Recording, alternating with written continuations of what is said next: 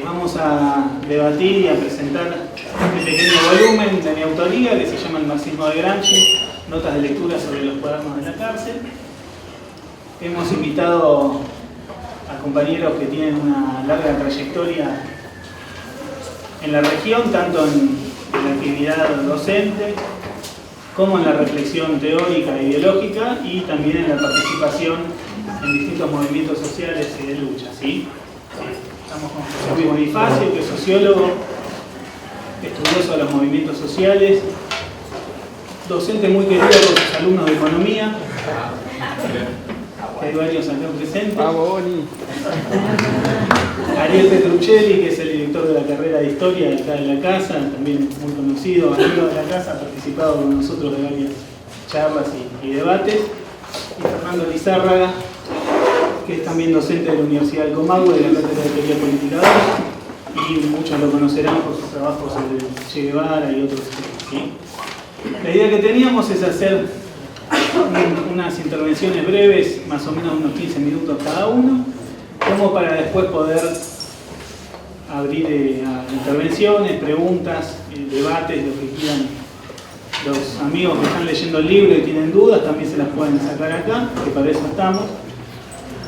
Y también intervenir en los puntos de debate que se planteen, ¿no? Que queden planteados desde la mesa. Así que bueno, vamos a comenzar con José Luis. En primer lugar, felicitar a cada compañero Juan. Es una rareza, ¿no? En la región, un poco localista, pero que se escribe un libro sobre Gramsci me parece muy importante. Y sí, considerando fundamentalmente la actualidad que tiene este autor.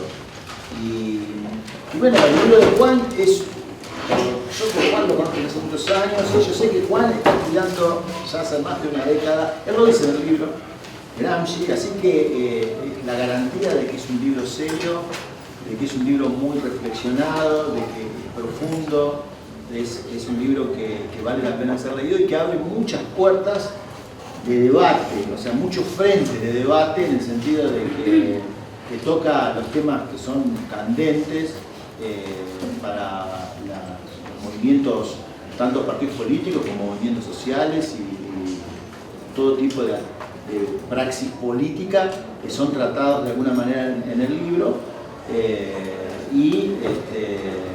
Por supuesto que tiene una impronta el tratamiento que hace Juan en este libro. En primer lugar, tenemos que decir que intenta rescatar a Gramsci de interpretaciones. El tema de Gramsci es un tema que, para los que lo conocen, hay muchos usos de este autor y Juan en todo momento intenta rescatar a Gramsci de interpretaciones socialdemócratas, de interpretaciones populistas, de interpretaciones, bueno, vamos a decir esos dos, interpretaciones más ligadas a lo que fueron. Él hace un recorrido de todos, una discusión en cada uno de los capítulos con las interpretaciones que se intentan hacer de Gramsci y fundamentalmente lo que sucedió en Europa y también tiene la virtud del libro de incorporar el último capítulo sobre América Latina, que es el que habla sobre nuestro Gramsci, si quieren, o sobre el tema de... Bueno, también se preocupa por no reducir a Gramsci a una visión culturalista, también, que también es una perspectiva muy utilizada en los estudios gramscianos, y él también discute con esa visión. En fin, lo que intenta hacer Juan es presentar a Gramsci como un autor revolucionario, como un hombre que vivió y experimentó con pasión su etapa consejista y después que reflexionó y actuó políticamente en la medida de lo posible en su etapa carcelaria y desde el inicio lo que hace Juan es tratar de estudiar el pensamiento de Gramsci, reconociendo que el pensamiento de Gramsci está cargado de tensiones, incluso contradicciones, pero él intenta darle coherencia al pensamiento gramsciano a partir de dos conceptos fundamentales que introduce teórica y metodológicamente y ordena un poco casi todo el libro, creo yo, que es el concepto de traducibilidad de los lenguajes y nueva inmanencia. Esos dos conceptos un poco lo orientan a Juan para darle coherencia al pensamiento de Gramsci en todo el libro, y también hay un trabajo filológico, en el sentido de que las contradicciones que encontró, que se encuentran en Gramsci, él se encargó también de decir trabajos tan serios que comienza a decir, esto se escribió en tal fecha, esto se escribió en otra fecha. Entonces ahí uno puede comprender, si va siguiendo el itinerario, en qué momento estaba pensando y cómo lo estaba pensando Gramsci. Y ese trabajo se lo tomó muy en serio, y eso es una virtud que tiene el libro. Bueno, y así recorre con esta metodología de trabajo, con esta opción teórica y metodológica, recorre casi todos los grandes temas que todos conocemos, o que no es un libro, otra cosa, no es un libro de Gramsci para principiantes. Requiere ciertos conocimientos, sin querer decir que el libro de Gramsci para principiantes es malo, porque es un buen libro, el libro de Gramsci para principiantes, que circula por librerías, es un muy buen libro, a mí me gusta. Pero no es un libro para un iniciado en Gramsci, requiere ciertos conocimientos sobre historia, sobre todo, y debates en la izquierda. Hay un interlocutor que está ahí siempre, que al principio no lo revela, pero al que después lo revela. Es un diálogo entre Gramsci y Trotsky. Hay un diálogo constante entre Gramsci, lo que revela también que Juan es un hombre de partido, y que también ese libro fue escrito en esa sintonía, ¿no? Y él intenta crear un diálogo muy serio entre Gramsci y Trotsky. Bueno, como yo le decía, hecha esta cuestión general, uno de los aspectos más importantes del libro fue haber incluido el capítulo sobre América Latina, desde mi punto de vista, por supuesto, que tiene una larga tradición de pensamiento. Lo dice Juan y yo coincido totalmente. Argentina, Brasil y México son dos países que se ha estudiado muy profundamente a Gramsci, y ha habido él prefiere usar la palabra itinerario, retomando la visión de Aricó, y no de la recepción de Gramsci, y está bien, porque él dice que durante los años hay Gramsci para todo, ¿cierto? Dice en un párrafo, dice, durante los 60 y 70 tuvimos un Gramsci de las nuevas izquierdas, guevaristas, obreristas, maoístas, movimiento juvenil del 68, izquierdas guerrilleras latinoamericanas. Desde fines de los 70, un Gramsci de la reflexión sobre la derrota, y desde el principio de los 80, un Gramsci de la transformación democrática de la sociedad. Durante los 90, un Gramsci el Gramsci que se utiliza es los que buscaron explicar las condiciones de imposición de la hegemonía neoliberal en nuestro subcontinente, y en el siglo XXI intenta el Gramsci explicar las experiencias de los gobiernos progresistas o post-neoliberales. O sea que Gramsci siempre está presente en nuestra historia política, y Juan reconoce, siguiendo una tradición de estudios de Gramsci sobre América Latina, todas estas líneas de investigación. Y también hay que decir que en homenaje a Gramsci, ya esto es, y él lo coloca en el libro, es que casi todas las clases dominantes de América Latina consideran que Gramsci es el enemigo con el que hay que luchar, ¿sí? Ya lo decían los militares en la década de los 70, y Juan lo vuelve a mencionar con las clases, el conflicto político que existe en Chile, donde Gramsci es el autor con el cual es el autor más peligroso, que brinda la orientación y la praxis política de los movimientos sociales y políticos. Bueno, con respecto, voy a hacer alguna alusión sobre América Latina, ¿sí? Ese es en términos generales.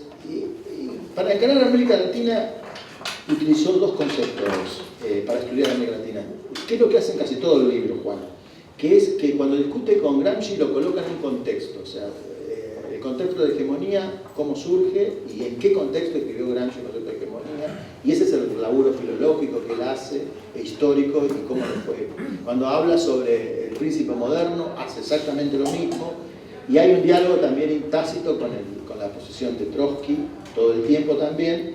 Pero bueno, sobre América Latina dice, bueno, América Latina, los autores lo tomaron como un occidente, en aquel debate que en Oriente el Estado era todo, en Occidente las sociedades están más consolidadas.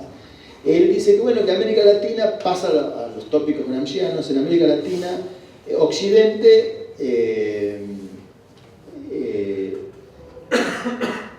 reconoce la creatividad de considerar a Occidente por dos autores, básicamente Santiago y Aricó, que utiliza, donde lo definieron como que Occidente era una sociedad periférica y tardía.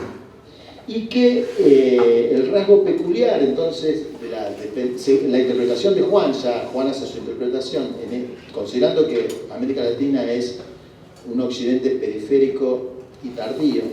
Para Juan, la dependencia de América Latina, y para entender esta concepción de Gramsci, él dice que en coyunturas políticas favorables, es decir, en dinámicas económicas favorables, en momentos de auge del desarrollo capitalista, los gobiernos pueden desarrollar políticas sociales y económicas que amplíen su base de apoyo. Y eso dice que es un elemento, diría, yo creo entender que, después me puede decir que estoy equivocado, pero creo que entender que es un elemento estructural. Cada vez que en América Latina existen gobiernos que llamamos progresistas, hay una tendencia a la expansión del Estado integral o el Estado ampliado. Un segundo elemento que rescata sobre América Latina de una perspectiva gramsciana es que en América Latina, y ahí introduce una concepción también trotskista de Trotsky, que en América Latina tiene burguesías nacionales débiles pero también y como acción preventiva para al mismo tiempo de tener burguesías nacionales débiles, América Latina tiene proletariados de masa que son altamente crecientes y van teniendo cada vez más fuerza. Y también reconoce que el papel que tiene el imperialismo en América Latina. O sea, entonces tenemos América Latina tardía sería burguesías débiles, proletariado de masa en ascensos, imperialismo con mucha fuerza en América Latina.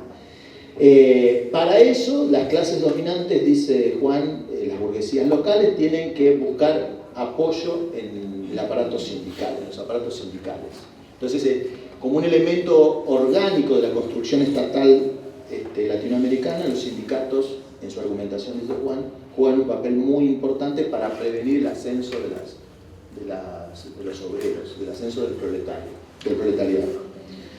Y bueno, entonces América Latina tendría, en la perspectiva de Juan, en la lectura de Juan, de Juan puede discutir, pero creo que él quiere decirnos que hay coyunturas económicas que posibilitan la expansión del Estado, pero que eso es coyuntural, porque después viene la fase de depresión, pero que orgánicamente y estructuralmente las burguesías siempre tienen que apoyarse en los sindicatos y el papel sindical, y cuando habla de los sindicatos retoma el papel del sindicato como el sindicato por luchas corporativas, ¿sí? Intentando impedir el ascenso de las masas obreras.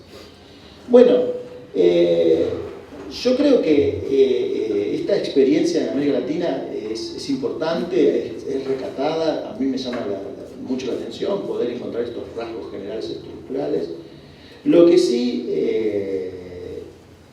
yo considero que hay coyunturas que no se rigen por estas reglas, me parece a mí, y que el análisis deja de lado, ahí haciendo un poco una discusión, que hay importantes contingentes del proletariado que no pertenecen al proletariado más formal, sino que en América Latina hay un proletariado plebeyo que desde la década del 50 fue enormemente creciente y que fue tratado por autores como José Nun, que habló de masa marginal, y más recientemente se habló de la potencia plebeya, o se habló de un proletariado plebeyo en Argentina o en Bolivia, inclusive Linera o Tapia o Bamba en Argentina. Entonces me parece que ese actor no aparece en el análisis de América Latina y que me parece que podríamos discutir, ¿cierto? Y bueno, eso él ya sabe que viene por ese lado y habla sobre la voluntad nacional y popular, cómo se construye, porque en realidad los gramscianos latinoamericanos han hecho una interpretación de Gramsci, como dice ahí. Yo creo que ahí también hay algo para discutir, que dice, o fueron entristas, o fueron frente populistas, pero no hay una voluntad, y recorre, vuelve a reponer el tema de lo nacional y popular, cómo surge Gramsci. Y es una metáfora jacobina, dice, y recorre todo el análisis que pretendió hacer Gramsci con respecto a lo nacional y popular. A mí me parece bien, me parece correcto analizar a Gramsci en su contexto y en su pensamiento, pero yo creo que no se agota el problema de lo nacional y popular en estos aspectos que toma Juan, que me parece que hay otros elementos que deberían ser, que se derivan, sobre todo en el epílogo vos lo trataste también, porque hablaste de sociedades donde son mucho más complejas, donde hay elementos que hay que seguir construyendo conceptos, que hay que seguir ampliando a partir de un diálogo serio con los autores, especialmente en un diálogo que él propone entre Trotsky y Gramsci. Bueno, hechas estas salvedades, simplemente quería decir eso, después podemos abrir más debate, pero en principio abre para que nos agarremos a discutir mucho. Es muy actual el libro, tiene muchas puertas de debate y bueno, yo tomé esto como para lanzar acá el debate, así que paso la palabra a otro compañero. Bueno, buenas noches, muchas gracias a todos los presentes, gracias Juan por la invitación a hacer una intervención sobre mi lectura, de tu lectura, de los cuadernos de la cárcel de Gramsci. Quiero empezar, digamos, con alguna precisión sobre el subtítulo del libro, ¿no? Porque el título es El marxismo de Gramsci y dice Notas de lecturas sobre los cuadernos de la cárcel. Es importante porque Juan se concentra específicamente en los cuadernos de la cárcel, sin por eso desconocer los escritos previos. ¿Sí? Pero su gran esfuerzo filológico, es decir, de poder rastrear el momento en que fue escrito, como decía José Luis, cada uno de los fragmentos y los distintos ordenamientos que tuvo a lo largo del tiempo, porque las ediciones fueron varias, etc. Todo ese trabajo está muy bien. Si bien no es un Gramsci para principiantes, con lo cual coincido también con José Luis, creo que están muy bien elegidos los conceptos fundamentales del pensamiento de Gramsci que Juan quiere poner en discusión. Es decir, todos más o menos tenemos alguna idea de qué va Gramsci, ¿sí? Va de hegemonía, está. Va del bloque histórico, está. Va del príncipe moderno, está. Va de la función del partido, está. Va del problema de la cultura y los intelectuales, está. Es decir, todos los grandes conceptos, ¿sí? del pensamiento de Gramsci están tratados, pero, y acá viene, creo que uno de los primeros elogios que voy a hacerle al libro, es precisamente que están tratados con mucha fineza y sin necesidad sin que se note que Juan esté haciendo ningún esfuerzo por encontrar en Gramsci a un pensador absolutamente coherente. Es decir, se corre de la obsesión del coherentismo, ¿no? Parece como que a veces cuando uno lee a un autor consagrado no puede permitirle incoherencias, ¿sí? En cambio, Juan, sin llamarlas incoherencias, ¿sí? Te va mostrando los cambios de opinión, los matices e incluso los giros abruptos que aparecen en el pensamiento de Gramsci. Sí, lo cual me parece una mirada muy inteligente, porque eso es correrse, insisto, de la ortodoxia del coherentismo, ¿sí? Que es casi una peste, ¿sí? en la lectura de los autores consagrados, ¿sí? Ni hablar de aquellos, digamos, que se convierten en credos bibliocéntricos, es decir, donde es palabra revelada y no puede cometer ningún error, ¿sí? En la lectura del marxismo de Gramsci, de Juan Dalmaso, se observa en primer lugar eso, y yo lo voy a elogiar muy especialmente. Me voy a concentrar en algunas reflexiones sobre el capítulo 6, porque nada, todos me gustaron y me llama la atención y creo que tiene enorme actualidad el capítulo 6 porque trata sobre el moderno príncipe o el príncipe moderno. Todos ya sabemos que cuando Gramsci habla del moderno príncipe está hablando del partido, ¿sí?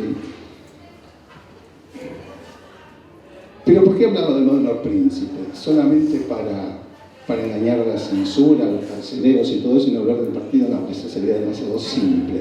¿Sí? Hablar del príncipe moderno significa que está rastreando, haciendo una genealogía, ¿sí?, de su pensamiento en Maquiavelo. Y acá viene otra cosa que me parece importantísimo que se rescate. Gramsci, uno de los grandes pensadores clásicos del marxismo, no lee solo autores marxistas. Es decir, la riqueza del pensamiento de Gramsci tiene que ver con que no solo discute y lee a sus marxistas que lo precedieron y a sus contemporáneos, sino que está leyendo a los clásicos del pensamiento político de todas las épocas, ¿sí? Está leyendo a Croce, está leyendo a Vico, está leyendo a Maquiavelo, ¿sí? Entonces digo, el ejemplo de Gramsci, es decir, cuando nos está diciendo, miren, hay que hacer esto, pero quien lee con cierta sutileza se va a dar cuenta, hagan lo que hace Gramsci, lean también a los clásicos, ¿sí? Y precisamente en la relectura que hace Gramsci de Maquiavelo, aparece la discusión sobre cuál es la naturaleza, el sentido, la función, los propósitos del partido político en los tiempos modernos. Es decir, en los tiempos en que Gramsci está escribiendo esto. Tiempos modernos que Perry Anderson había caracterizado como aquellos donde se sentía, digamos, la experiencia de las vanguardias y la inminencia de la revolución. Es decir, si había algunas características de... Es decir, Gramsci pertenece a una generación que se autocalifica como los modernos, ¿sí? El arte modernista está en su apogeo. Entonces, uno de los horizontes que para todos ellos se presenta es la inminencia de la revolución o la continuación de la revolución que ya había empezado en la Unión Soviética. Ahora bien, ¿qué me interesaba rescatar de este capítulo 6 sobre el moderno príncipe? En primer lugar, esto que le decía, la vuelta de Maquiavelo, de Gramsci a reinterpretar a un pensador como Maquiavelo, que había escrito 400 años antes. Ustedes saben que hace poquito tiempo, en 2013, se cumplieron 500 años de la escritura, no de la publicación de El Príncipe de Maquiavelo, que fue de 1513. ¿Qué encuentra Gramsci en Maquiavelo? Encuentra muchas cosas, pero yo voy a señalar solamente dos. Que está implícita en la discusión que hace Juan sobre los distintos modelos de partido. ¿Sí? El partido como proceso, el partido laboratorio, el partido policía, el partido como escuela. ¿Sí? Todas esas funciones del partido van apareciendo en Maquiavelo. Pero Maquiavelo, en primer lugar, lo ve al partido como un gran organizador. Y eso aparece en el capítulo 26 del Príncipe. En el último capítulo del Príncipe, Maquiavelo hace una especie de manifiesto, y por eso también Gramsci lo compara a Maquiavelo con Marx, ¿sí? Precisamente por la escritura del manifiesto. Y el manifiesto de Maquiavelo está en el capítulo 26 del Príncipe, donde dice: Italia tiene que ser rescatada del dominio de los bárbaros. ¿Quiénes son los bárbaros? Los franceses que la invadieron, los españoles que la tienen invadida también. ¿Sí? ¿Cómo se puede liberar Italia del dominio de los bárbaros? A través de un príncipe virtuoso que sepa encauzar a un pueblo que ya está listo para ser liberado. Fíjense, porque esto es muy interesante. Lo que él está diciendo no es que tiene que venir un príncipe y convencer al pueblo que debe ser liberado. Es al contrario, el pueblo ya está listo para ser liberado. No lo voy a leer textualmente, más sí lo leo textualmente. Sí, qué sé yo, porque me gusta.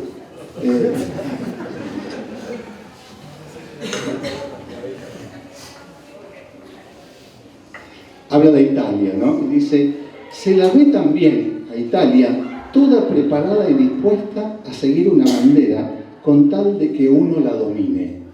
Con tal de que uno la domine, de que domine la bandera y que domine Italia, ¿sí? Para poder enfrentar a los bárbaros. Entonces, el príncipe moderno, según esta interpretación que va a hacer, es el partido que tiene que justamente organizar y conducir aquello que ya está preparado en la base, ¿sí? Para pasar a un proceso de revolución, insurrección, guerra civil, son otros conceptos muy sutiles que trabaja también y los va diferenciando en todo el libro Juan. Pero digo, Maquiavelo aparece ahí, en esta idea de un manifiesto que es un llamado a la unión.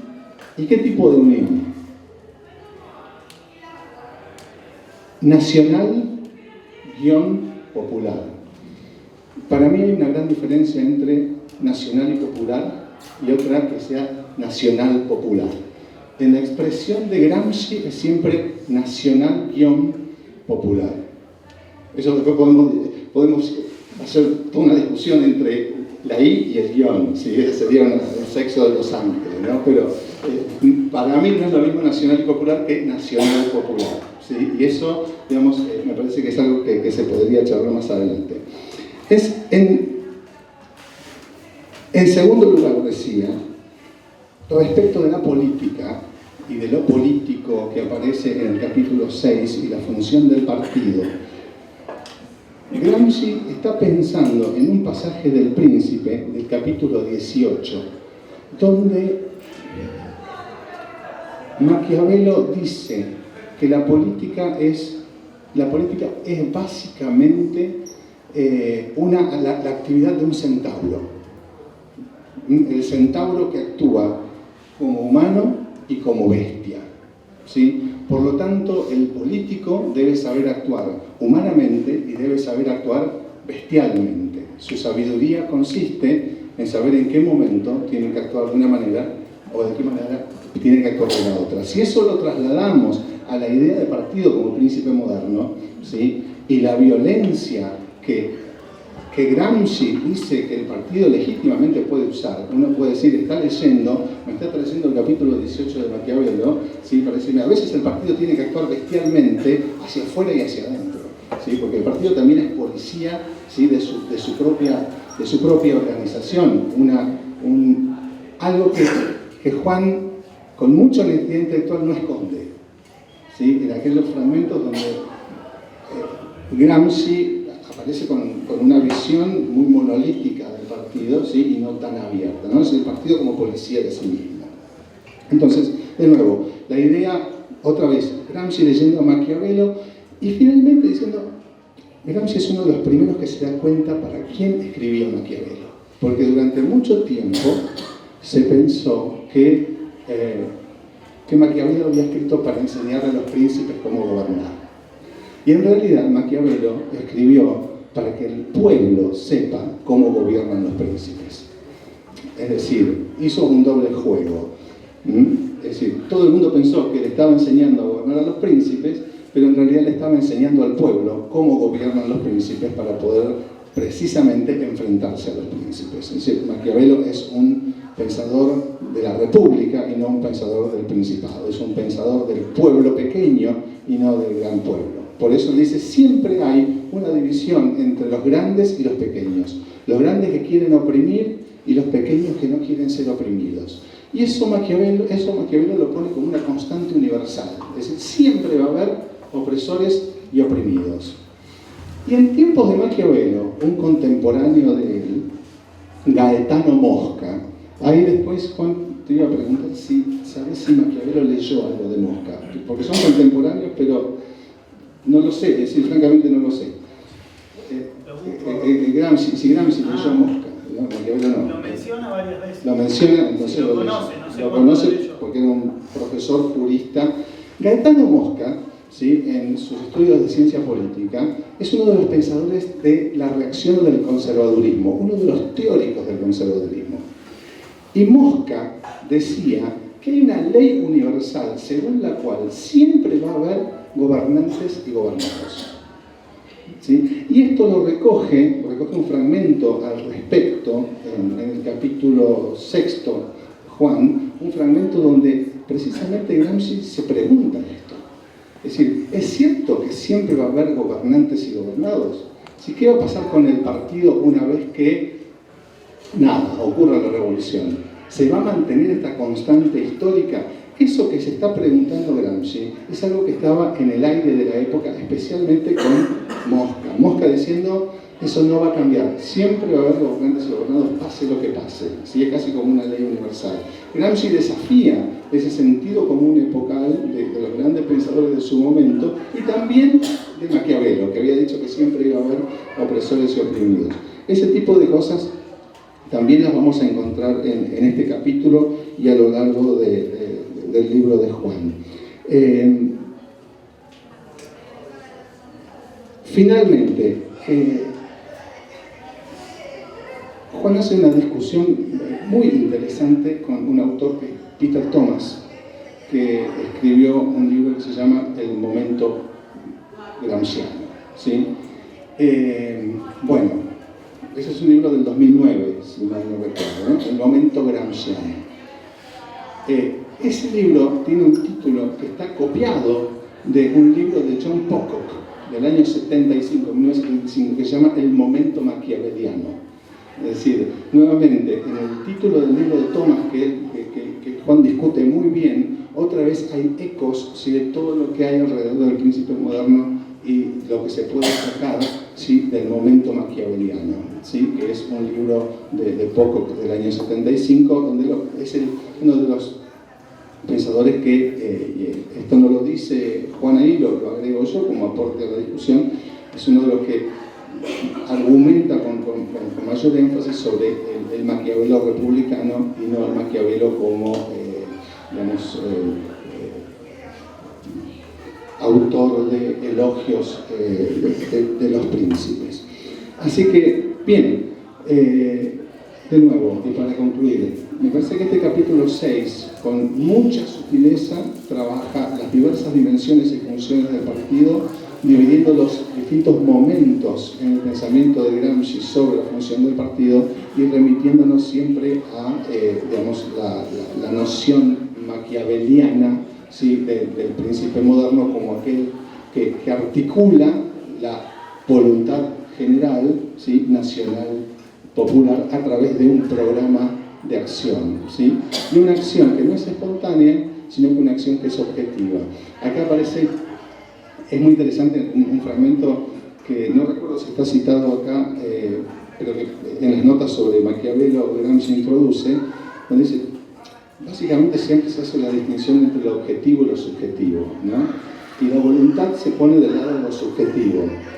Y Gramsci dice, ¿por qué vas a poner a la voluntad del lado de lo subjetivo? Si la voluntad, la capacidad de hacer, el plan, el hacer mismo, ¿sí?, está siempre del lado del objetivo, no está del lado de lo subjetivo. ¿Sí? Es decir, esa distinción entre subjetivo y objetivo, que era bastante habitual, ¿sí?, Gramsci dice, no, la voluntad está del lado de las cosas objetivas, no está del lado de las cosas subjetivas. ¿Sí? Entonces, bueno, de ahí a que salga bien, digamos, es otra cosa, ¿sí? Pero la voluntad no tiene por qué estar solo en el plano subjetivo, ¿sí? Es parte de la realidad objetiva. Bueno, como parte de la realidad objetiva es que pasaron los 15 minutos que tenía, así que le paso la palabra a Ariel. Muchas gracias.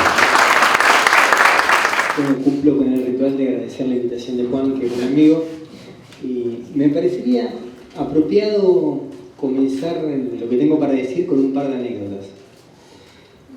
Anécdotas viejas, que ya revelan la edad que uno tiene. Hace muchos años, creo que más de 20, un militante trotskista con el que cursábamos juntos, me revela en un momento de confesión, dice, tuve que entrar a la universidad para darme cuenta de la cantidad de escritores marxistas que existen en el mundo. Más o menos por las mismas fechas, años más, años menos, yo seguía siendo estudiante, recuerdo una charla en las escaleras que están frente al barcito, en un contexto creo que era de una toma, supongo que debe haber sido la toma del 95, no mira el caso de todos modos eso. Bueno, charlando de esas 1000 cosas que uno habla en el momento de conflicto, y yo tengo la ocurrencia de hacer alguna mención elogiosa al compañero Gramsci, lo cual provocó la réplica inmediata de cómo vas a elogiar a ese stalinista o algo por el estilo. Yo traté de explicarle que era un poco arbitrario decir que Gramsci era stalinista, que cuando el stalinismo se consolida y se desarrolla, Gramsci está en la cárcel, que tuvo algunas simpatías con algunas cuestiones de Stalin, pero también estaba muy mal informado. Cuando el argumento contra el carácter estalinista de Gramsci empezaba a ser socavado, me dijo, bueno, pero era un reformista. Estas anécdotas creo que ilustran bien varias cosas. La primera es cómo muchas veces en la cultura de izquierda partidaria los autores cultivados, leídos, reconocidos, era un universo muy pequeño. Y había otro universo de pensamiento, de escritura, que solía ser ignorado. También revela, es parte de una contracara de eso, la separación que Perry Anderson y otros autores graficaron en textos bastante importantes, que se produce a partir de los años 20 entre los intelectuales y los movimientos políticos, ¿no? Esa fusión estrechísima que está en la tradición clásica y en las primeras generaciones marxistas hasta las derrotas de los años 20, donde el intelectual marxista no ocupaba puestos académicos y era además casi siempre un dirigente de un partido político, fuera revolucionario o reformista, pero todos los intelectuales marxistas eran dirigentes políticos de diferentes orientaciones y en general bastante desvinculados del mundo académico. Eso fue cambiando muchísimo de los 20 en adelante y se fue produciendo una fuerte escisión entre los intelectuales y los movimientos políticos más o menos organizados. Me parece también que esa anécdota, si la comparamos con esta circunstancia donde un militante de un partido trotskista está presentando un libro dedicado a la obra de Gramsci, muestra un cambio bastante importante de situación. Era bastante improbable, me parece, hace 20 años que un autor trotskista le dedicara un título, un libro, una obra grande a Gramsci, y mucho menos que lo hiciera con la voluntad de un diálogo productivo, no con la voluntad de demostrar que Gramsci era el ogro de los ogros a quien había que destruir o no tomar en cuenta. Entonces, lo primero que yo quisiera hacer es saludar esa voluntad de Juan de apertura a otras tradiciones o a otras lecturas en este caso. Porque muchas veces las tradiciones en las que uno se reconoce pueden ser muy pequeñas o pueden ser más amplias, ¿no? Incluso la tradición del marxismo o la tradición del socialismo es mucho más amplia que sus vertientes revolucionarias, porque las ha habido reformistas. Pero inclusive las vertientes revolucionarias y anti-estalinistas tienen muchas vertientes, muchos canales, ¿no? Y es bueno que se puedan cruzar y poner en diálogo esas diferentes tradiciones. Si en este ejercicio de comparar un momento con otro volvemos a comparar esa circunstancia de los años 90 con la actualidad, también me parece que hay un cambio sumamente importante. En los 90 había una situación donde, desde el punto de vista político, la caída de la Unión Soviética había facilitado un avance descomunal de las derechas en todo el mundo, y el pensamiento de izquierda en general, y el marxista en particular, estaba absolutamente en una posición a la defensiva, ¿sí? Era más o menos... el escenario era una diáspora generalizada, donde los que habían sido marxistas dejaron de serlo. No sé por qué tiene... Yo no tengo nada que ver.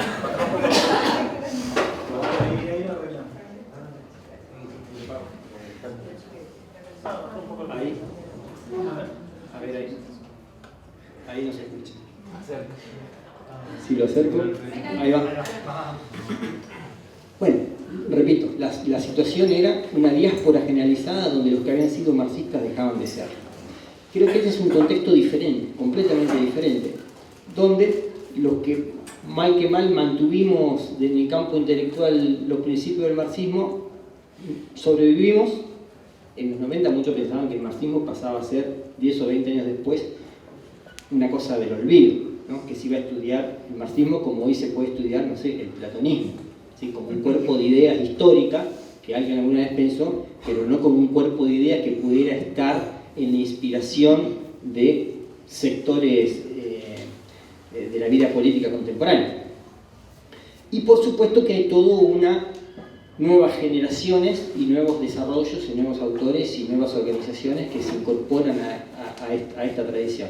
Entonces me parece que ese es un cambio sintomático comparando un periodo de 20 o 25 años. Hoy no estamos, ¿sí?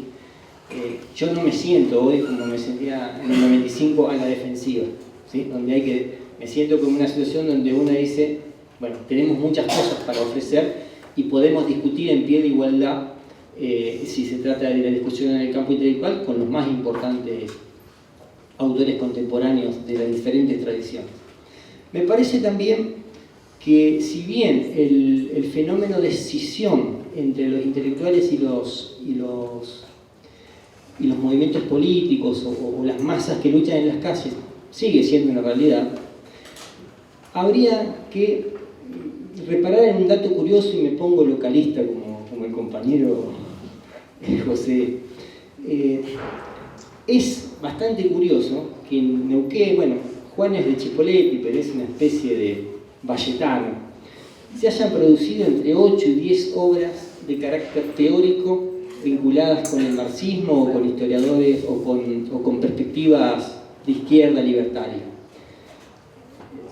No es abundante la producción teórica, sobre todo la producción teórica de izquierda, y me parece que el que en esta región se haya concentrado tanta cantidad de producción teórica tiene que ver con un fenómeno que es que no hay tanta separación entre la vida intelectual y la vida política o la vida de la movilización callejera. ¿Sí? Yo miro esta mesa y acá, bueno, Juan es una especie de outsider en el mundo académico, nosotros tres seríamos un poco más integrados, pero somos todos medios anómalos, ¿sí? Somos académicos, creo que entramos a sumar y todos sumamos muchas más horas de movilizaciones, de asambleas y de plenarios que de congresos o de actividades académicas, ¿sí? Los tres. Entonces me parece que esa sinergia entre una producción intelectual que no está separada, no está en la Torre de Marfil, no está aislada de los movimientos sociales, de los movimientos políticos, de la lucha en las calles, tiene su productividad, hay que reivindicarlo y hay que profundizarlo.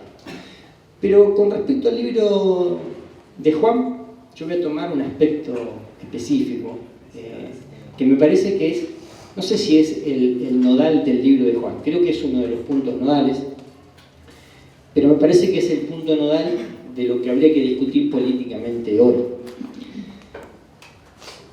Antes de ir a ese punto, que es el bendito y siempre discutido problema de la hegemonía, hago un par de comentarios marginales.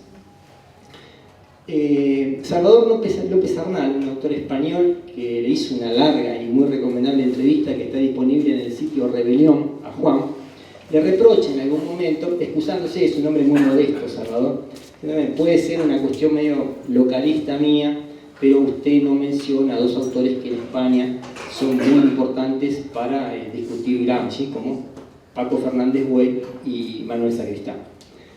Con mucha gentileza y creo que tino apropiadamente, Juan dice, no, me parece que ahí el pecado del localismo lo cometí yo, debería conocerlo, no lo conozco tanto, he leído algunas pocas cosas, y efectivamente la bibliografía y la literatura sobre Gramsci y en torno a Gramsci es inacabable. A mí a veces me gustaría que otros autores o algunas otras discusiones hubieran estado en el libro. Pero me voy a detener en una sola, que tiene que ver con la hegemonía. Una parte fundamental de la obra de Juan es la discusión o la puesta en relación de ese que sería como el gran concepto madre de la tradición gramsciana, que es el concepto de hegemonía, y el gran concepto madre de la tradición trotskista, que es el concepto de revolución permanente. Ahí lo que Juan discute, y creo que lo hace con mucha honestidad intelectual y con mucha solidez filológica, es cuál es el vínculo, ¿no? Son dos teorías contrapuestas, la de la hegemonía con la teoría de la revolución permanente, son distintas pero no necesariamente contrapuestas, cuáles son los puntos de contacto, etc. No me voy a meter en la discusión filológica. Creo que la discusión filológica que hace Juan está bien, creo que es correctísimo plantear que no se trata de dos teorías antagónicas y que puede haber algún tipo de compatibilidad. Y a eso voy. ¿Cómo habría que discutir esas compatibilidades hoy? Y algunas cosas que ahí sí yo le reprocharía a Juan no haber discutido con algunos teóricos que maman de la tradición gramsciana, y trataré de decir por qué. Primero, el primer punto. Comienzo por la teoría de la revolución permanente. En la manera en que fue formulado originalmente, allá a principios del siglo XX, era una teoría que intentaba prever el curso de una serie de revoluciones, en particular la Revolución Rusa, y que postulaba que, iniciada la Revolución Rusa, no se iba a quedar en una revolución democrático-burguesa, sino que iba a ir más allá, hacia tareas socialistas. Esto contradecía las opiniones imperantes en la tradición marxista, pero que eran opiniones que compartían Plejano, por ejemplo, y Lenin mismo, en el que Rusia, puesto que era catalogada como un país atrasado, un estado feudal absolutista, un país sin industrialización, dominado por campesinos, con poca burguesía y con poco desarrollo industrial, ese estado no podía iniciar una transición al socialismo. O sea, la revolución era una revolución burguesa. Pero iba a ser una revolución burguesa media rara, porque la burguesía era muy débil, ¿no?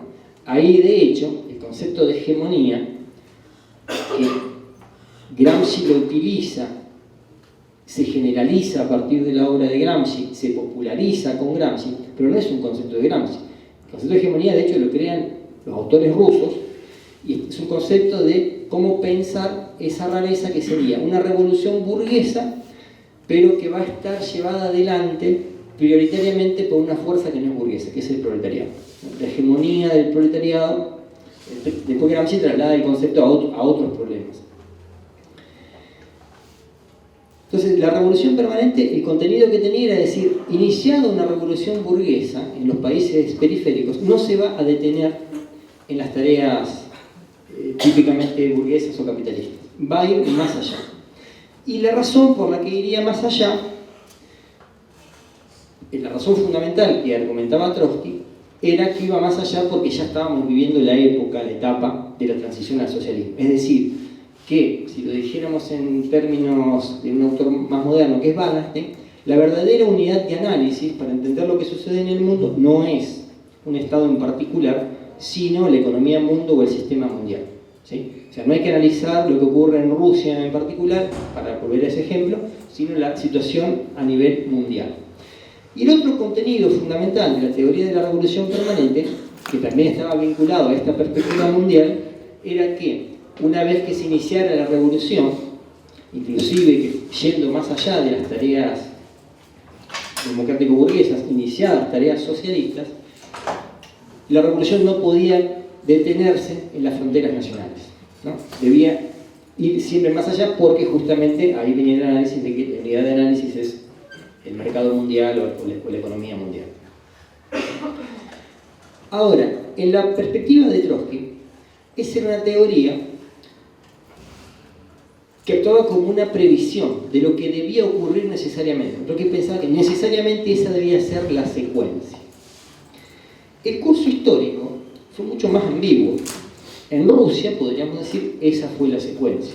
¿Sí? La teoría se verificó. En otros lugares, la cosa es mucho más ambigua porque hubo revoluciones burguesas que no fueron más allá de las tareas liberales o capitalistas o burguesas hacia tareas socialistas. Inclusive muchos de los argumentos que Trotsky empleaba previendo las revoluciones que podrían ocurrir a partir de los años 30, pensaba que era imposible para cualquier Estado capitalista garantizar un sistema democrático, llevar a cabo una reforma agraria e inclusive conseguir la independencia, ¿no? Y todas esas cosas muchos países capitalistas, inclusive periféricos, las fueron consiguiendo. Otros no. El resultado histórico es mucho más ambiguo, me parece. Creo que, y yo la teoría de la revolución permanente la seguiría reivindicando, pero no como una previsión de lo que inevitablemente debe suceder, sino como algo que es posible que suceda y que habría muy buenas razones para luchar por que eso se haga así, sin pensar que no puede pasar lo contrario, que la revolución no trascienda las fronteras nacionales o que la revolución no pueda iniciar tareas socialistas por diferentes razones. Entonces, en ese sentido, si se quiere más, no de previsión, sino de prescripción, yo creo que es una teoría que estaría dispuesto a suscribir, sabiendo que es muy factible que podamos fracasar en el intento. Ahora, la cuestión complicada, y esto es lo que empieza a pensar Gramsci con su concepto de hegemonía, es cómo se hace una revolución no en esos países periféricos, no en los países más atrasados, sino en países donde se ha consolidado el desarrollo industrial capitalista y donde se ha consolidado la superestructura jurídico-política democrático-liberal que se podía encontrar, inclusive en los años en que escribía Gramsci, muy a cuentagotas, en algunos países de lo que él llamaba Occidente. Eso, que era muy incipiente en la época de Gramsci, es una realidad, me parece, en el mundo contemporáneo. O sea, hay muchísimos estados donde se han desarrollado, son sociedades industriales plenamente capitalistas y donde se han consolidado sistemas democráticos liberales, y ese es el enemigo a vencer. Y ahí es donde aparecía la cuestión de la hegemonía en alguna de las formulaciones de Gramsci. ¿Cuál es, me parece, el punto rígido de esa concepción de la hegemonía? Tiene que ver con cómo se desarrollan procesos políticos, y ahí tiene que ver en cómo se articulan dos universos que son muy importantes en la obra de Gramsci. El universo de la política entendida como estrategia activa, y el universo de la cultura, como algo mucho más laxo. Yo no sé si Gramsci lo dijo en esos términos, pero me parece que sería una lectura posible de la obra de Gramsci. Que la cultura es algo así como el subsuelo, el terreno sobre el que pueden o no pueden surgir determinados programas o proyectos políticos. Es decir, en un universo cultural conservador es altamente improbable que surjan proyectos políticos muy radicalizados. Es decir, para que puedan surgir proyectos y organizaciones radicalizadas, tiene que haber un sustrato cultural que muchas veces la izquierda menospreció cómo se podía aportar en esa creación de ese sustrato cultural, ¿sí? Sin el cual los esfuerzos más radicalizados quedan casi por definición condenados a una vida totalmente aislada de las masas, o sea, la pequeña secta que recita sus verdades, pero no puede conseguir auditorios, ni seguidores, ni influencias, ni movilizar a grandes o medianamente grandes contingentes de la población. Entonces, ahora, y acá voy al punto que me parece rígido y lo que me parece que Juan, y esto sería mi crítica fundamental, debiera haber discutido y no discutió en el libro. En Gramsci, la hegemonía siempre tiene un carácter de clase, ¿sí? Siempre tiene un carácter de clase. Quien hegemoniza es un sujeto de clase. Eso es una cuestión que está en mucha discusión, ¿sí? Y por diferentes vías. O sea, si los sujetos de clase son los únicos sujetos posibles, cómo entran otro tipo de sujetos, como sujetos étnicos o como sujetos de género, y en particular, cuál es la relación entre un proyecto político y un sujeto determinado. Yo no estoy para nada convencido de que, más bien diría todo lo contrario, de que las lecturas que se han hecho de Laclau en adelante, en el sentido de que la hegemonía es una hegemonía que no tiene ningún anclaje material, sea correcta. Creo que no, creo que las hegemonías tienen anclajes, pero que hay que discutir justamente con esas concepciones que son muy fuertes, ¿sí? Y que plantean un discurso hegemónico que no tiene anclajes materiales. Yo creo que los discursos hegemónicos sí tienen anclajes materiales, pero esos anclajes que son más complejos, ¿sí? No son solo anclajes de clase, sin que eso implique negar la importancia, si se quiere, clave o estratégica de la clase, si al capitalismo lo entendemos como un sistema basado en la explotación de trabajadores y asalariados. Si el capitalismo es un sistema basado en la explotación de trabajadores y asalariados, yo creo que esa es la definición correcta de capitalismo, es obvio que los trabajadores asalariados deben ocupar un lugar central en la lucha contra el capitalismo. Lo que pasa es que el capitalismo no es solo, es centralmente eso y hay muchas otras cosas más. Y ahí aparecen otras identidades que lo complejo es cómo se articulan con las identidades de clase. Y me parece que el otro punto que queda ahí como boyando, como no digo que resuelto, pero que me parece que es un tema a discutir contemporáneamente, es, en la tradición marxista se pensó que había un vínculo muy estrecho entre el socialismo como proyecto político y la clase trabajadora como actor socioeconómico. Y es justamente lo complejo de ese vínculo lo que ha atravesado la historia del siglo XX. Es decir, mayormente de la vida cotidiana, la clase trabajadora y los obreros fabriles no sacaban muy fácilmente conclusiones anticapitalistas.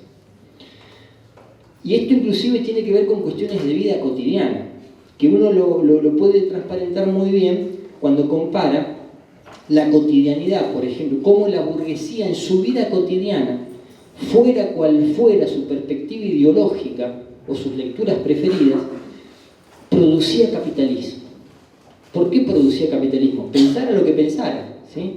Podía leer a los autores feudales, podría ser un monárquico empedernido, pero en su vida cotidiana producía guiándose por la ley de valor, buscando ganancias, y producía capitalismo en su vida cotidiana en tanto que empresario. En tanto que obrero, los obreros y los asalariados no producimos socialismo en nuestra vida cotidiana.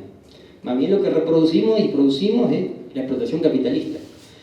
Entonces hay una especie de salto entre la situación material y la conciencia política y la organización política. Salto que en la burguesía, ¿no? Por eso que ahí hay que ver cómo se compara las revoluciones burguesas con las eventuales revoluciones proletarias.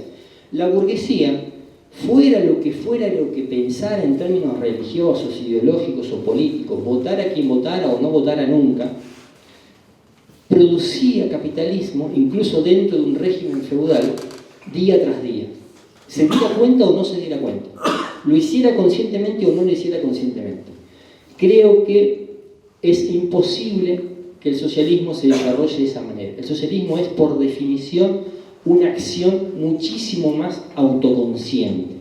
Y en esa acción muchísimo más autoconsciente, por supuesto que es muy importante, no es lo único importante, reivindico los pasajes donde Juan muestra la preocupación estratégica de Gramsci, ¿sí? Porque Gramsci no es, como muchos otros lo presentaron, un simple pensador de la cultura, pero sin desconocer la importancia de la organización y la importancia de la estrategia, es fundamental comprender la importancia de la cultura sobre la que pueden surgir, o no pueden surgir, si ese marco cultural tiene otras características o no existe, esos programas, esos proyectos, esas estrategias o esas organizaciones políticas.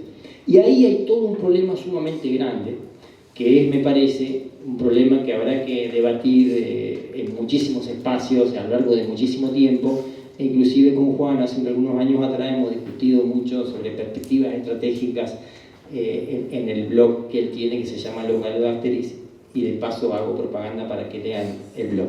Entonces, a mí me parece que el libro discute muy bien esa tensión entre la revolución permanente y la teoría de la hegemonía. Me parece que es honesto en cómo plantea la discusión, no hace a Gramsci más trotskistas de lo que es, no oculta las diferencias importantes que hubo entre los diferentes enfoques, pero me parece que el libro se hubiera beneficiado mucho si hubiera discutido con algunos que hablan en nombre de Gramsci, ¿sí? Yo tengo mis reparos, pero más allá de los reparos que uno tenga o deba tener, me parece que hay que discutir y proporcionar mejores argumentos. Con esto cierro y creo que ya estamos para el debate.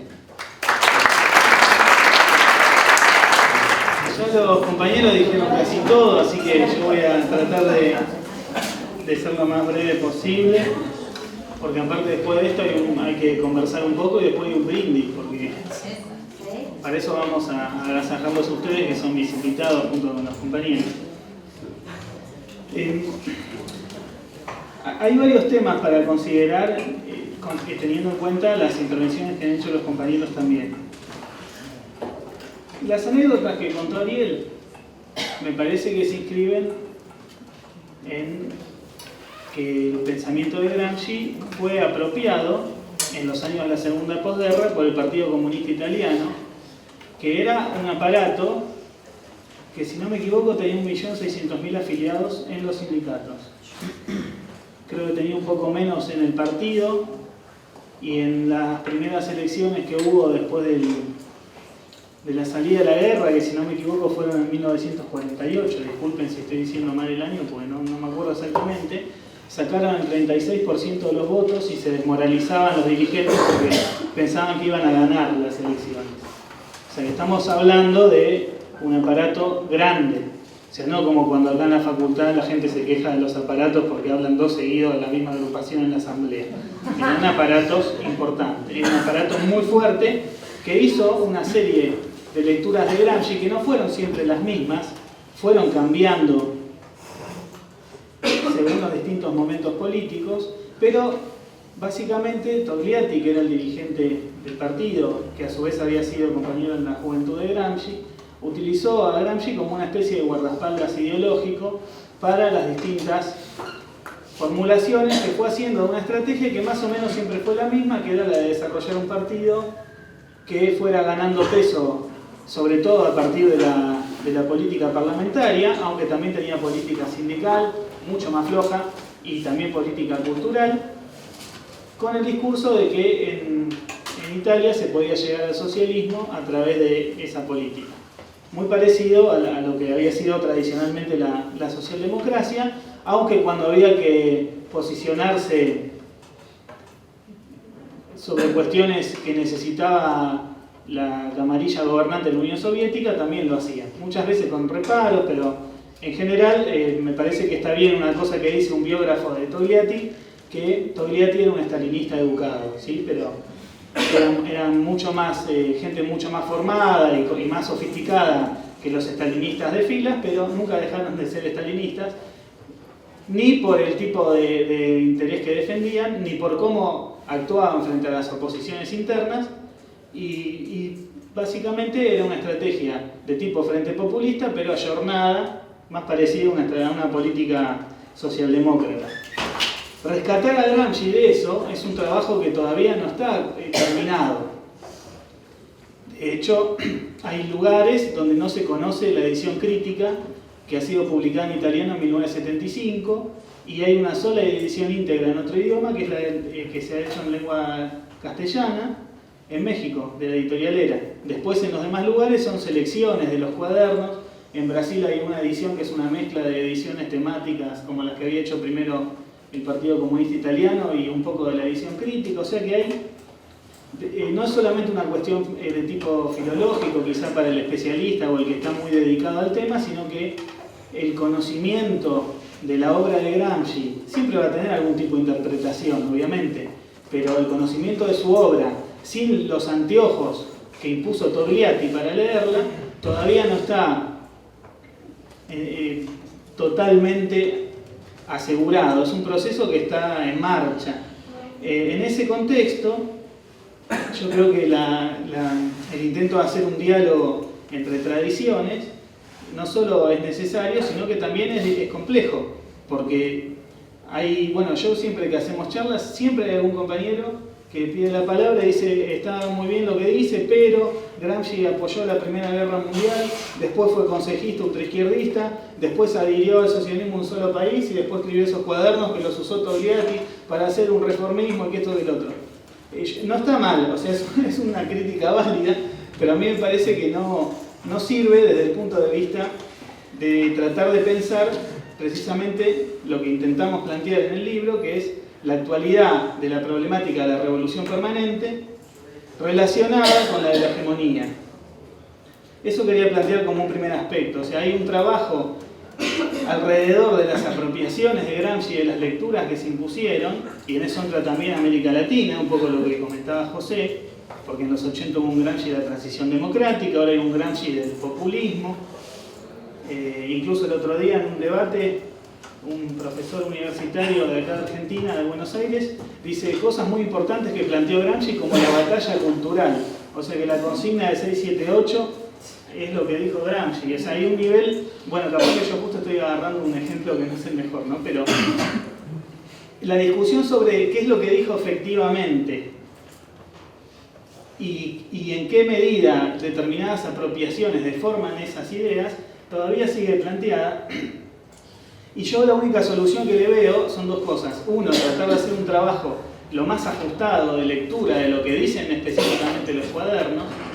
Y el otro, tratar de reconstruir un poco el contexto de los debates estratégicos de la Tercera Internacional. Que esos son, me parece, las dos cosas, o sea, un trabajo más textual y otro de contextualización histórica y estratégica también, que permiten encontrar por lo menos un universo común como para poder analizar las ideas de Gramsci y compararlas con las de Lenin, las de Trotsky, incluso las de Rosa Luxemburgo, bueno, distintos autores marxistas. Yo en este caso me concentro más en el contrapunto más implícito que explícito en la mayoría de las páginas del libro, entre Gramsci y Trotsky, porque es un trabajo que venimos haciendo desde el PTS de hace bastante tiempo, desde el año 2003, con trabajos del compañero Emilio Albamonte, de Manolo Romano, Matías Mayelo, varios compañeros de nuestro partido que han ido trabajando distintos contrapuntos entre Trotsky y Gramsci, y que tiene que ver con esto, es decir, cómo no estamos en contra de los usos, porque si no nos pasaríamos haciendo historia de las ideas. Entonces, si la idea es usar la teoría también para que sirva para la actividad militante, hay que ver en qué medida la teoría sirve para comprender lo que está pasando, para formular mejor la política que hay que llevar adelante, para pensar las condiciones de la actualidad de la propia estrategia que uno defiende. En ese contexto, yo quiero retomar algunas cosas que están en el libro y algunos de los planteos que hicieron los compañeros. Lo que planteaba José Luis al principio, que yo me arrepentí un poco de poner el tema de la traducibilidad de los lenguajes y la nueva inmanencia al principio del libro, porque mucha gente se abatata con esa discusión porque no es sencilla, no es lo primero que uno espera. Quizás incluso los que me conocen fueron buscando a ver qué dice de la hegemonía y la revolución permanente, y yo les hice una mala pasada porque metí ese debate. Pero creo que era necesario, primero porque hay que cuestionar la idea que nos meten en la cabeza de chiquitos, que no podemos entender las cosas solo y que alguien nos las tiene que enseñar. Entonces, si uno sabe leer y escribir y en el libro está todo explicado, hay que hacer un esfuerzo, tomarse el trabajo, tener paciencia, y también es lógico, hay que tener tiempo, ¿no? A veces uno no tiene tiempo suficiente, pero me parece que empecé por esa parte impopular. ¿Por qué? Porque está impuesta una lectura de Gramsci, que es un poco, quizás me parece a la que hacía referencia Ariel, Laclau y ese tipo de lecturas, como si fuera un teórico de la autonomía absoluta de lo político. Y cuando yo tomo la problemática de la nueva inmanencia, que para decirlo rápidamente es una idea que plantea Gramsci alrededor de que el marxismo hace una síntesis teórica de sus famosas tres fuentes y tres partes integrantes, ¿no? La economía política clásica, la política francesa y la filosofía alemana, pero que su filosofía no es la filosofía alemana con algún aditamento más, la política no es la política francesa más o menos parecida, y la economía política lo mismo, sino que en cada uno de los fragmentos económico, filosófico y político del marxismo, la síntesis de esos tres movimientos a los que había llegado la cultura de Occidente antes del marxismo se expresa concretamente. ¿Esto qué querría decir? Que en la crítica de la economía política juegan también los aspectos históricos y filosóficos, que en la crítica de la política juega también la crítica histórica, económica y filosófica, y así con cada uno de los tres, ¿sí?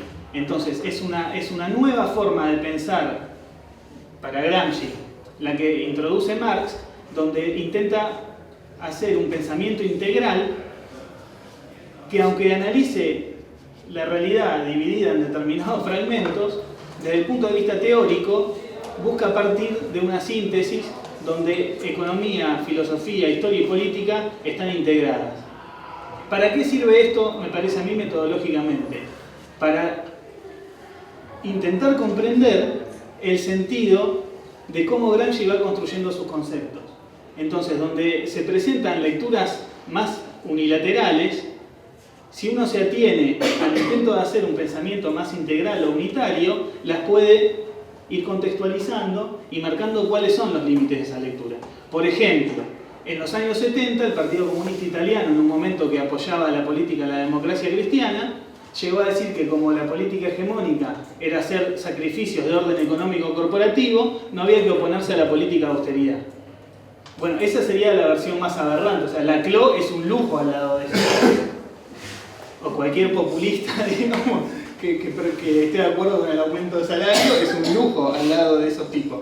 Entonces, ahora, ¿en qué se basaba eso? Eso era una canallada, era una cosa que era insostenible, pero era la deformación de un argumento que había construido el PC italiano durante décadas, de que la hegemonía era algo político separado del interés de clase, de la clase obrera, de su peso social y de sus reivindicaciones sociales.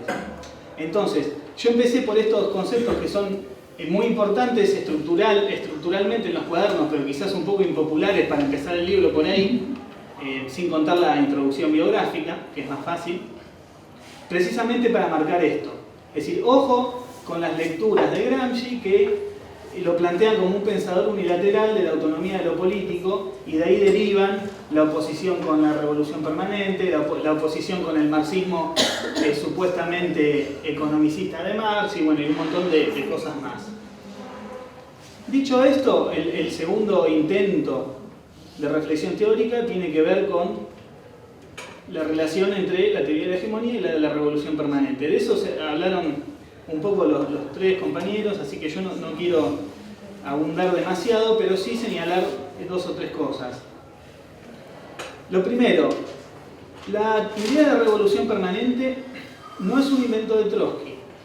Lo plantea Marx en su carta al Comité Central de la Liga de los Comunistas, si no me equivoco, es de 1851. Siempre me confundo el año, si es 51 o 52, o bueno, 50, dice Ariel, bueno, pero por ahí, que es donde Marx hace el balance de la revolución de 1848 y plantea una serie de consignas, pero sobre todo una ubicación política e histórica de la clase obrera frente a procesos dirigidos por el Partido Republicano o por la pequeña burguesía, o la burguesía republicana y la pequeña burguesía democrática.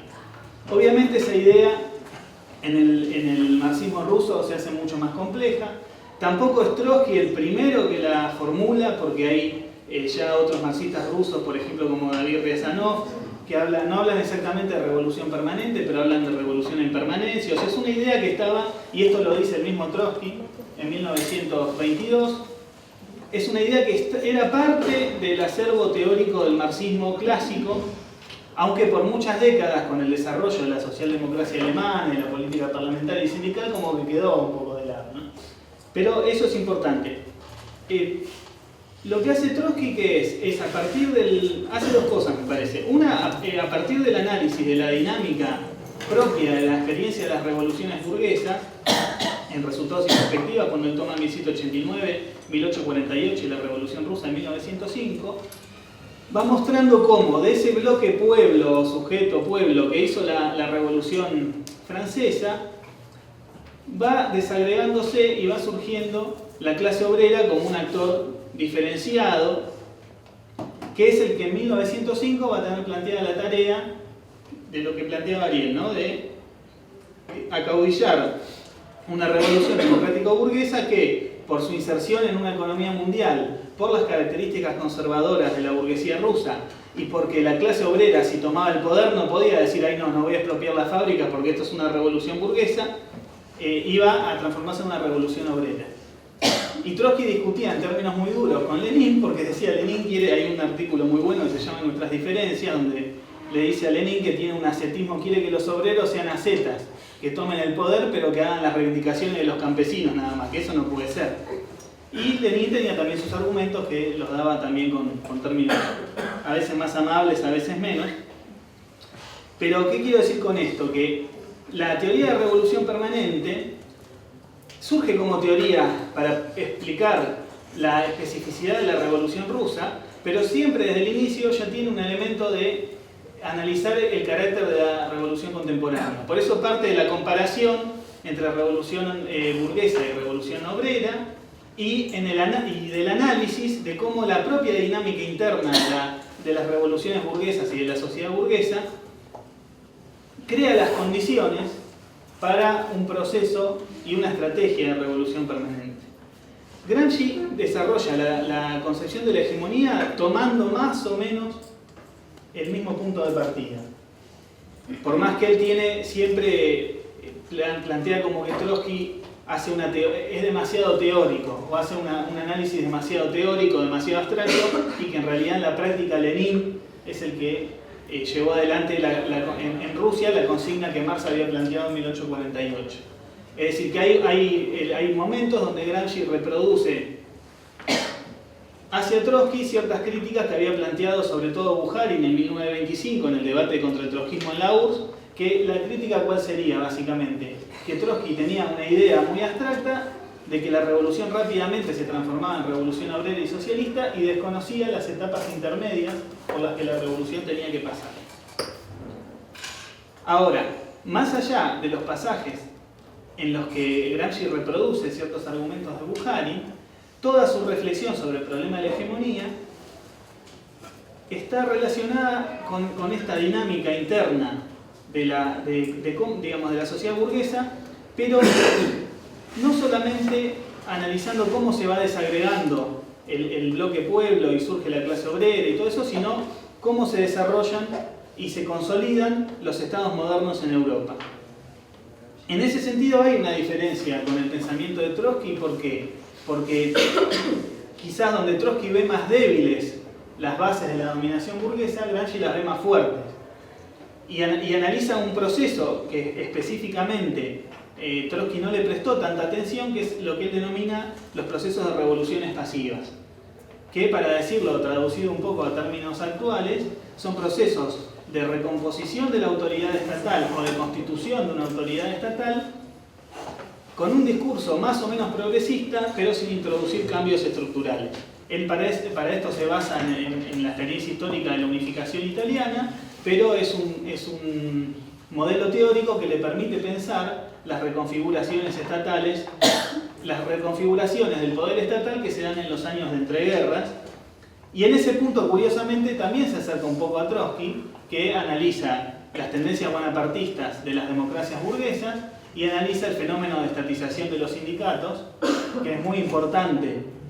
A principios de 1940 están estatizados los sindicatos en todos los países democráticos, con las 800 comillas del caso, fascistas, sin comillas, y en la Unión Soviética.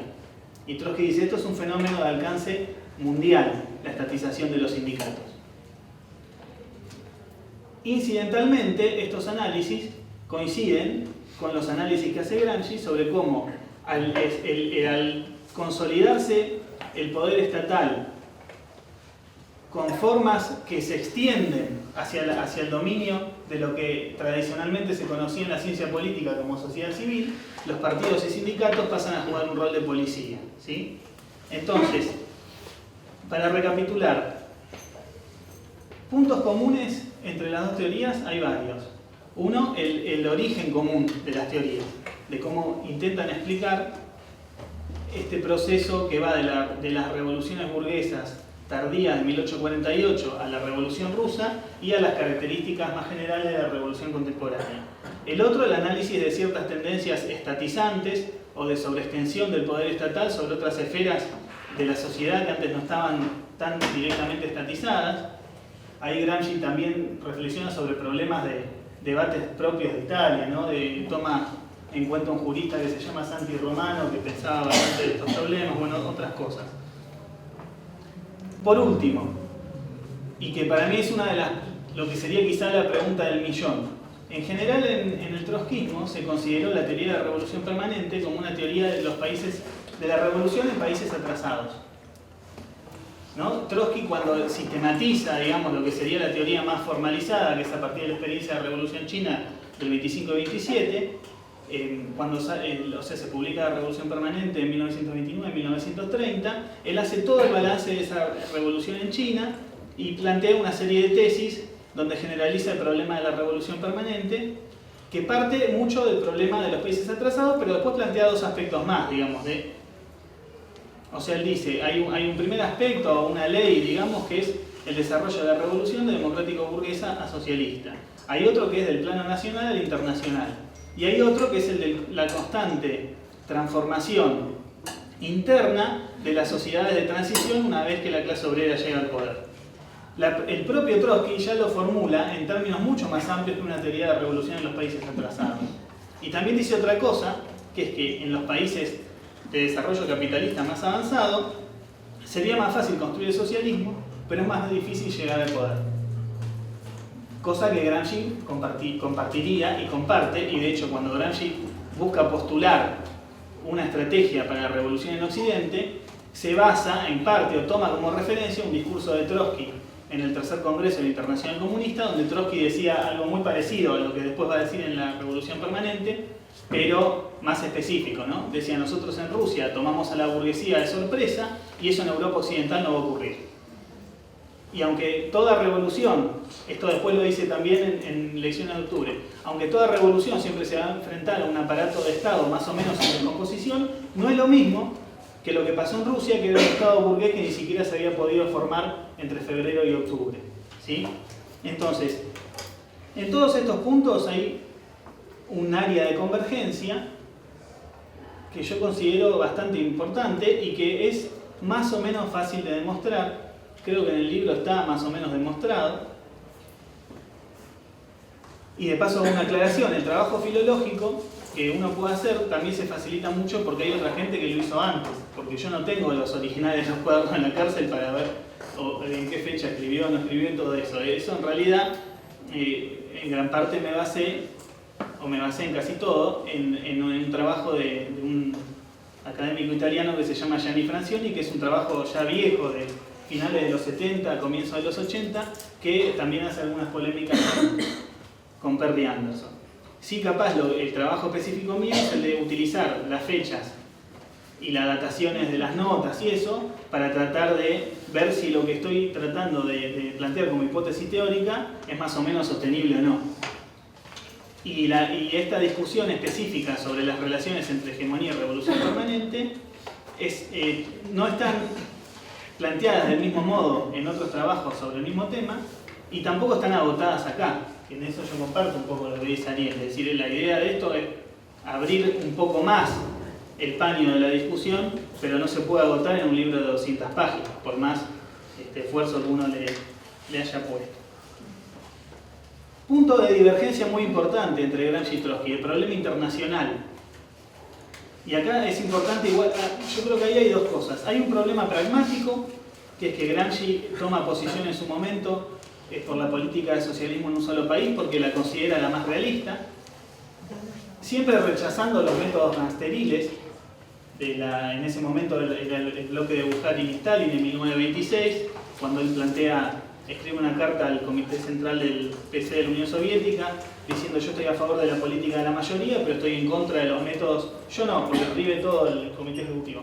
Plantean ellos, promovido por Gramsci, que si bien están de acuerdo con Bukharin y Stalin, no están de acuerdo con que se utilice contra Trotsky, Zinoviev y los demás dirigentes de la oposición métodos de coerción física, mafiosos, etc. Esa carta le llega a Palmiro Togliatti, que estaba en Moscú, y se la mete en el bolsillo, porque le parecía muy trotska. Para nosotros los trotskistas, la carta estamos básicamente en desacuerdo, porque dice apoyo a la política de Stalin. Pero al criticar los métodos, a Togliatti le parecía terrible. Incluso le dice, ¿cómo vas a poner en pie de igualdad a la oposición con los dirigentes soviéticos? Diciendo que todos se tienen que llamar al orden y buscar la unidad del grupo dirigente. Ahora, entonces él toma posición a favor de la política de socialismo en un solo país, pero no porque considerara que los otros países tenían que subordinar sus propias revoluciones a sostener la Unión Soviética, sino porque no le parecía realista que la propia Unión Soviética promoviera revoluciones en otros países como tarea principal. En eso sí Gramsci tiene una interpretación de la revolución permanente que es un poco errónea o que está muy basada en ciertos prejuicios que sobre todo el que más argumentaba era Bukharin, porque Stalin siempre tuvo la virtud de nunca decir nada explícitamente, siempre ir acomodándose hasta liquidar a todos los opositores y también sus aliados circunstanciales, ¿no? Entonces ahí hay un punto de debate importante en el cual cabe aclarar una cosa. Cuando Gramsci prioriza el plano nacional como un plano clave para hacer política, no quiere decir que está pensando en la nación como sujeto político. Eso es una discusión importante porque yo he visto incluso en estudios de intelectuales muy importantes que analizan la obra de Gramsci, que hacen como una identificación muy rápida entre lo nacional como un plano de la política y la nación, o mejor dicho, esa primacía del plano nacional como un plano privilegiado para hacer política, lo identifican con una cierta idea de nación. Y eso en el caso de Gramsci es mucho más discutible. O sea, si uno ve las notas sobre el problema nacional popular y eso que ahora me voy a referir, habla muchísimo más del plano de lo nacional que de la nación. Casi no usa la palabra nación. Incluso critica a un ex intelectual de izquierda que después se hizo fascista, que decía que Italia era una nación proletaria y que por eso estaba bien que colonice Libia y otros lugares. Pero el problema de la revolución internacional, no como un problema conceptual en general, sino concretamente alrededor de la problemática del socialismo en un solo país, es la principal diferencia, que yo creo que hay una parte que es una diferencia pragmática, porque es por no ver, por considerar que la política que planteaba la oposición en su momento no era suficientemente realista, y después obviamente el interés por el plano de lo nacional para pensar la problemática de la política, de la hegemonía y todo eso, también tiene una cierta influencia. Bien, dicho esto, quiero plantear 2 o 3 cosas sobre las cosas que decían los compañeros. El problema del partido es una discusión bastante compleja por lo siguiente. Todavía no se terminó, en cierto modo, de correr el velo que impuso el Partido Comunista Italiano desde la posguerra en adelante sobre la idea gramsciana de partido, pero ya hay nuevas interpretaciones que lo postulan como un partido abierto, casi como un movimiento de movimientos, ¿no? Y casualmente identifican esa idea con Syriza, Podemos y otras experiencias de lo que se conoce como izquierdas amplias, algunas más anticapitalistas que otras, pero que cuando llegan al poder hacen unos desastres terribles como está haciendo Syriza en Grecia.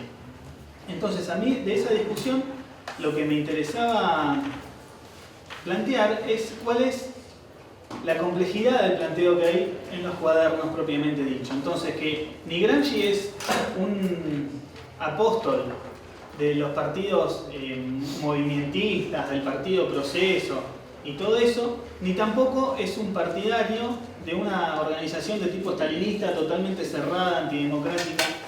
En cierto modo tampoco es partidario de un partido educador 100%, ni de un partido militarizado 100%, pero en distintos pasajes de los cuadernos que tienen más o menos una correlación en las fechas, plantea un poco de cada cosa. Y eso me parece que es importante tenerlo en cuenta. ¿Por qué? Porque no se puede extraer de la lectura que hace Gramsci en los cuadernos de la cárcel un modelo de partido totalmente acabado. Y siempre es muy difícil discutir este problema sin tener todo el tiempo la sombra del PC italiano encima. Ahora bien, lo que yo le digo a todos los que proponen leer el problema del príncipe moderno como un partido Proceso, autónomo, abierto a las bases, que se olvidan una parte muy importante que está planteada en los cuadernos en pocos pasajes, pero que son correlativos a los otros de las notas sobre el príncipe, que es el problema de la autonomía obrera a partir del proceso fabril. Que Gramsci lo vivió muy fuerte en la experiencia de los consejos de fábrica, y si bien en los cuadernos no hay temática consejista, sí hay temática del problema de la democracia fabril y de cómo a partir del proceso de producción la clase obrera deja de ser un grupo subalterno y se vuelve un grupo autónomo.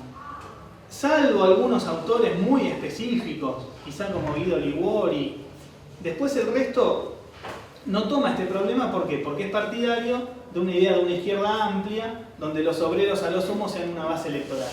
Entonces, yo de última le tiro una soga a los que proponen partidos autónomos, amplios y que esto que el otro, diciéndole, bueno, si ustedes quieren hacer una lectura del Príncipe en clave de un partido proceso, no se olviden de esta parte que sería la más importante. Pero me parece que es una discusión que no está cerrada y que el propio Gramsci tampoco la tenía cerrada, porque su propia experiencia como dirigente del partido tuvo muchas idas y vueltas, ¿no? En ese sentido. Bien, el problema de... porque si no se va a hacer muy largo esto, ¿no? Y así quiero terminar. El problema de, más que nada lo que decía Ariel, de la cuestión de la hegemonía y la determinación de clase. Yo creo que ahí hay que considerar dos cosas. La primera, que hoy por hoy no se puede hablar de clase obrera como si fuera una clase obrera industrial con el mameluco, varón y de color blanco. Obviamente que ese compañero también es parte de la clase obrera y puede ser quizá muy importante y tener más peso desde el punto de vista de paralizar la producción que otros sectores de la clase obrera. Pero hoy por hoy no se puede hablar de clase obrera sin considerar al conjunto de los asalariados, menos los policías y los gerentes. Entonces, eso plantea una serie de dificultades que desde el punto de vista de pensar la cuestión de la hegemonía estratégicamente, yo lo entiendo de esta forma, que lo escribí después, porque en el libro no llegué a meter eso, lo escribí después en un artículo que hice en diciembre del año pasado, discutiendo un poco con otro artículo de Perry Anderson de la New York Review. Para mí, hoy por hoy, la política hegemónica es una parte fundamental, no para una clase obrera que ya es consciente de su interés, agrupar a otros sectores, porque no es la situación. Es fundamental incluso para conquistar la propia unidad de la clase obrera, porque la condición de clase está sobreextendida, pero capaz la compañera se considera parte de un movimiento de mujeres antes que de la clase obrera, o de un movimiento de inmigrantes. Un poco lo que decía José para América Latina, en cierto modo para los grandes países metropolitanos también juega un papel, porque hay muchos trabajadores que provienen de la oleada migratoria y que se identifican primero por otras razones que por su propia condición de clase. Lo mismo en otro tipo de identidades como las identidades sexuales, de todo tipo, que en parte coinciden con muchos de los movimientos que hoy se ven como más dinámicos que la propia clase obrera como tal. Entonces, yo lo que veo es que la cuestión de la hegemonía tiene una actualidad en ese aspecto también, que no es una forma en que una clase obrera que ya la tiene clara y que es socialista y que es comunista y que está súper organizada, tiene un partido y todo, va a tratar de agrupar a otros sectores para mostrarle que tiene el mismo interés, sino que con esa política de buscar identificar el interés de la clase obrera con el de otros sectores oprimidos, o con el del mismo sector oprimido, pero que se identifica, el mismo sector explotado, pero que se identifica a partir de una situación de opresión específica, con esa política es una de las principales formas de buscar conquistar la propia unidad de la clase obrera. Entonces, no es una política externa de la clase obrera para afuera, sino que hace a su propia estructura interna. A mí me parece que ese es uno de los problemas importantes para considerar si decimos, bueno, ¿para qué serviría la cuestión de la hegemonía hoy? Lo último, América Latina. Yo creo que es la parte que quizá quedó más débil del libro, porque no lo tenía previsto. Me di cuenta que era latinoamericano en el último capítulo, digamos. Y de paso, ya que estamos localistas, alguna aclaración. Yo vivo en Cipolletti, pero soy de Buenos Aires, y más específicamente del barrio de Boedo, y lo aclaro porque después no me van a dejar entrar. Así que vos sos de Cipolletti. Jugaba en la carecita de madera en la Plaza Butelera, así que no puedo renegar de mis orígenes. Lo de América Latina, decía, me parece que es lo que quizá le faltó más desarrollo, pero también porque hay como dos planos de eso. Hay un plano que es todo el itinerario de Gramsci en América Latina, que es muy difícil de reconstruir detalladamente. Yo más o menos lo que traté de hacer es decir, bueno, hubo distintas formas de apropiación de los 60 para acá, centrándome quizás en algunos aportes que me parece que hicieron, sobre todo Aricó y Portantiero, para pensar el problema de América Latina como un occidente periférico, que es una lectura que tiene algunos problemas, por ejemplo, que puede ser un occidente periférico, pero son países que no dejan de ser semicoloniales, mientras España o Grecia no son semicolonias, en términos de las definiciones marxistas más clásicas, pero que son ideas que son productivas o que sirven para pensar. Después quedó afuera montones de problemas, por ejemplo, la problemática nacional popular no está considerado en los debates de Zabaleta Mercado u otros autores gramscianos latinoamericanos que son importantes para discutir eso específicamente. Entonces yo creo que si... De hecho pensaba que un próximo trabajo podría ser de eso. Ya varios me lo desaconsejaron porque dicen que es muy específico, pero a mí me parece que es una discusión importante, la de qué significa la categoría gramsciana nacional popular en América Latina. Y con esto termino, porque yo estoy de acuerdo con lo que dice Fernando, no es lo mismo nacional-popular que nacional y popular. Básicamente, ¿por qué? Cuando Gramsci habla de la voluntad colectiva nacional popular, se basa en Maquiavelo, pero también se basa en la experiencia de los jacobinos. Gramsci, ¿qué dice de los jacobinos? Fue el grupo político que le impuso a la burguesía que representa el tercer Estado. Es decir, que no defienda su interés meramente corporativo, sino que se vaya ampliando el interés que defendía hasta abarcar un sector bien amplio del pueblo, por decirlo en términos un poco apresurados. Y es muy interesante, ¿por qué? Porque Gramsci mismo identifica a los jacobinos con esta idea de nacional popular, que a su vez para él significa la hegemonía, y a la vez identifica a los jacobinos como la quintesencia de la revolución permanente. Entonces volvemos al problema que de última genera todo este equívoco de haber escrito un libro y de haber venido acá a presentarlo, invitar a los compañeros y todo lo demás, que es el de que las relaciones entre la cuestión de la hegemonía y la de la revolución permanente son mucho más complejas de lo que se ha querido presentar, sobre todo por corrientes gramscianas antitrotskistas que de alguna manera viven de plantear que son dos cosas totalmente opuestas. Para el caso de América Latina hay una discusión particular sobre este problema que debería desarrollarse mucho más. En el libro está planteado hasta por ahí nomás. Y después, sí, el problema de los sindicatos. Es cierto que no representan a la mayoría de la clase obrera, pero sí constriñen las fuerzas que tienen más posición estratégica dentro de la clase obrera. Y son una estructura del Estado muy fuerte.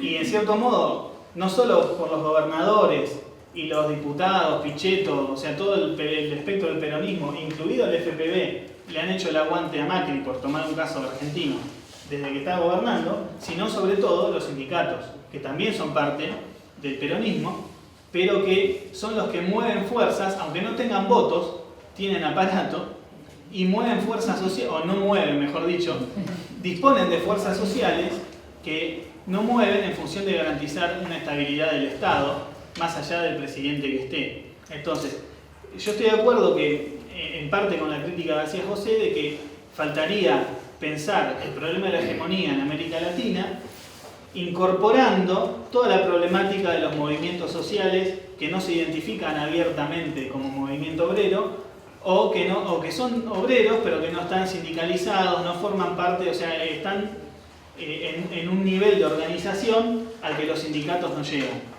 Entonces quedó quizá muy centrado en la relación entre sindicatos y Estado, y no tanto en la relación entre los distintos sectores de la clase obrera en América Latina o con otros sectores populares. Bueno, creo que eso es todo, ¿no? Porque yo no tengo nada más que decir. No sé si alguien quiere intervenir, hacer preguntas o lo que quiera plantear. Está abierto.